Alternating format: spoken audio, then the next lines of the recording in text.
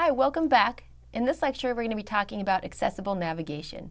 I know that this course is mostly about CSS, but I always like to pop in and remind you of the different things you need to think about as you're styling your pages. All right. Navigation is really the most critical aspect of accessibility. If people can't navigate through your page and get to the content they really need to get to, then you've really just wasted their time and some of yours. So sighted users have these kind of tried and true things that they look for on a page. They know what a search box is, they know where the banner usually goes, where the main navigation is, and it's not surprising to them that often the main content, or what we call the content well, is hidden down lower in a page. And we know this because we can see it just as soon as we open up the browser. But for blind or low vision users, they really need to rely on proper coding of the page in order to get to what they want to get to. And not just the proper coding, but there are a lot of stylistic issues you need to think about when you're doing this. So, what if you can't see? The first place that you get information is from the title of the page. You want to make sure that your title is short, but also lets the user know how this page is different from other pages at your site. Next, the proper heading placement and kind of this hierarchy allows screen users to skip the different navigational links and get directly to what they're looking for. I think you've all been to sites where it feels like you need to go to one place and then you follow another and you follow another, and this can be really annoying and irritating, especially so if it's really important that your mouse is on just the right spot. So we want to make sure that we let screen readers and other users skip right to where they want to go. We also want to think about your links, because when you have the links to the different sites in your page, those descriptions are all that people have going for them. So you don't want to use click me, follow me here. You want to give good information in those link descriptions. Next, we need to talk about proper heading hierarchy. All right?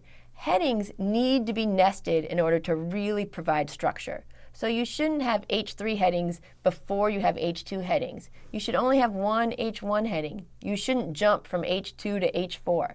Instead, you really want to follow a certain kind of order so that people can realize that there is meaning behind your page. So here's an example right here. I have my single H1 heading, and then in this page I can imagine that I have 3 sections. Each one of those sections has an H2 heading inside of it. And in my first section, it might be that I have these certain little bullet points or other points I'm making where they're important enough that I've decided, hey, I'm going to use H3 to signify that this is another subsection within my section. Where people get in trouble, and what you see all the time, is that people decide, I really like the look of that H2 font. I like just how big the text is. I like the kind of font they use. So I'm just going to put as many things as I can into the H2 font because I like the way it looks. And they're not thinking about the semantics. The same thing happens with the H3 font. You'll go to somebody's page and find out there are no H2 fonts at all. Instead, it's all H3 elements. And they only did that because they like the look of that particular tag. So now this is where the styling comes in. This is why I'm talking about this in the styling class, is that now you know that instead, if you really like the look of that H3 heading, instead of using the tag, you should be styling other tags to replicate that look. Find out which font family they use, find out which font size, and just repeat it. Don't use tags just because you like the way they look. The other thing you can think about to help navigation is this idea of off-page headings. It's useful to do when you want to give the screen reader users some sort of navigational aid, but you don't want to put it right in the page and have your sighted users also have to deal with it all the time. So let me give you an example of this one. We're going to use styling sheets to basically set something off-page. We've given it the name of off-page, and we said, hey, I want to place this in a position absolute off to the left by 1,000 pixels. So you'll know that that's pretty far off. I have here the University of Michigan Human Resources page. And if you look up near the top, there's really nothing there up here in the top corner. But what I'm going to do is I'm going to go ahead and hit Tab. And what Tab does is it brings the next element into focus. So go ahead and Tab there.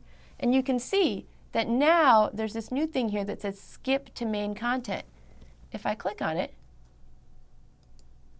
I go all the way down and I was able to skip a lot of this additional information that they didn't really need to see. It was more just marketing and different things like that. So these different off-screen navigation links are extremely useful to allow people to jump immediately to what they want to get to. But by using styling, we've taken it off the page so that you only use it if you really want to. One of the things I wanted to mention is if you're going to do off-page headings, don't use display none or visibility hidden. These really just kind of mess with the code and make it very hard for screen readers or other people looking at your code to see what's going on. At the start of the lecture, I mentioned that meaningful link text is very important for accessibility because screen readers can find and list all of the links. Now, what you may not realize is the way that these links are displayed may not be in the way you expect. So they may be out of context, you may only be able to access them via tabbing, or they may be presented in a list. So you really want to avoid using things such as click here, read this, and more. The reason being is that may be the only context some people get in order to go to the links. Also, please don't use the URL as a link description. It's pretty common to go to a site and you can see click here and they have the entire URL, www.umich.edu/etc. It may look very descriptive, but if you have to listen to the description, it can be very confusing. Instead, unless you have a very short URL, go ahead and use some sort of textual description. So just to review, let's think about what we learned today. When you finish making your page, it's not enough for it to look good. You need to think about how easy it is to navigate your page. Think about what would happen if the colors weren't there, or if somebody could only navigate through your page with a mouse. So I want to show you really quickly what I'm talking about here. Here's an old page of mine, and at the bottom I have the University of Michigan. I just want to show you what happens when I take away the style. The page now, you can't even see the text anymore. These are the kind of small things that you would never notice unless you checked your page both with and without styling. So when you plan your page, make sure you're planning for everyone. Make great use of headings, make great use of link text, and make sure that you're giving people the tools they need to navigate your page successfully. Thanks.